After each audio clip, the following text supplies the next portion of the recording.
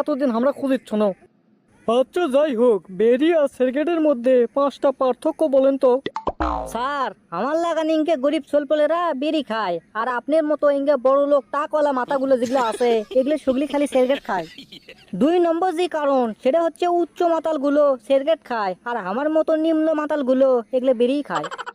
3 নম্বর হচ্ছে আমাদের পকেটে যখন বেশি টাকা থাকে তখন খালি প্যাকেটের উপর প্যাকেট সিগারেট কিনে খায়, আর যখন পকেটের টাকা না থাকে তখন বন্ধু বান্ধবের থেকে বিড়ি চেয়ে খায়।